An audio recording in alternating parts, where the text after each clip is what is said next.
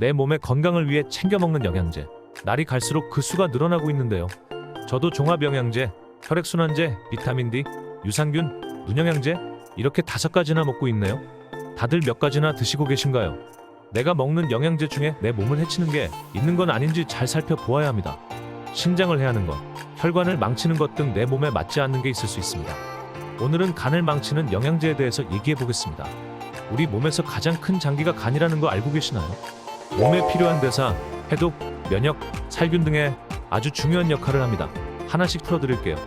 첫 번째 역할은 대사입니다. 비타민, 철, 구리, 아연 등을 저장하고 호르몬을 분해하고 면역에 중요한 역할을 하고 항체 작용을 하는 단백질인 감마글로불린을 생성합니다. 이건 면역글로불린이라고 불리기도 합니다. 또한 간은 지용성 비타민을 흡수 가공합니다. 두 번째 간의 역할은 담즙 생산입니다. 간은 하루에 1리터의 담즙을 생성합니다. 담즙은 지방을 분해하고 흡수하는 데 쓰입니다. 세 번째 간의 역할은 단백질의 합성입니다. 간은 하루에 50g 정도의 단백질을 합성해서 이온, 호르몬 등을 조직으로 운반하거나 혈액 응고를 돕거나 성호르몬 등의 원료가 되기도 합니다. 네 번째 간의 역할은 각종 영양분을 저장합니다. 포도당, 아미노산 등을 우리 몸에 필요한 성분으로 변화시켜 조직으로 보내거나 저장합니다. 다섯 번째 간의 역할은 해독작용입니다. 체내에 들어온 세균이나 바이러스를 제거하는 아주 중요한 역할입니다. 그 외에도 정말 많은 일을 하는 우리 몸에 없어서는 안 될 중요한 장기예요. 이렇게 많은 일을 하는 간에게는 큰 단점이 있습니다.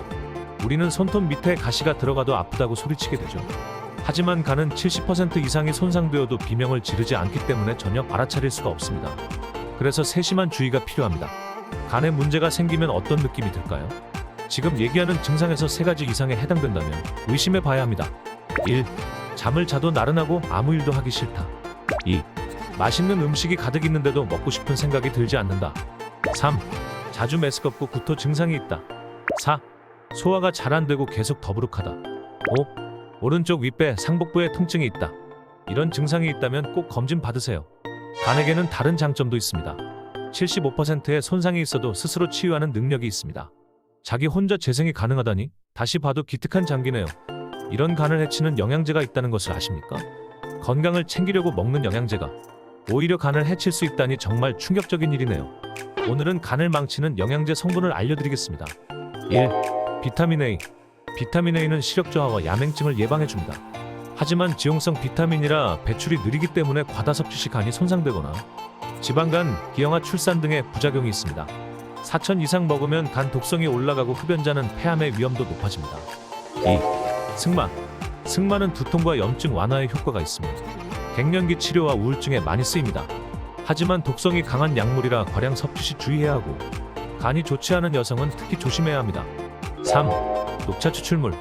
다이어트 식품 중에 녹차 추출물 카테킨이 들어간 제품들이 있습니다.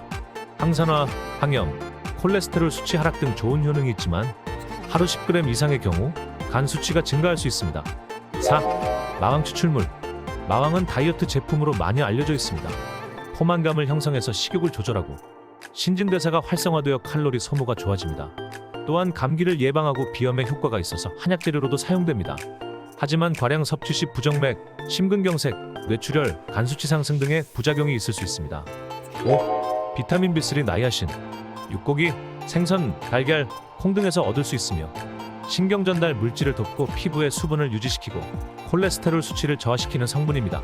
하지만 고함량 영양제 등으로 과량 섭취 시 소화기 장애나 간 기능에 이상이 생기고 시력이 약화되기도 합니다.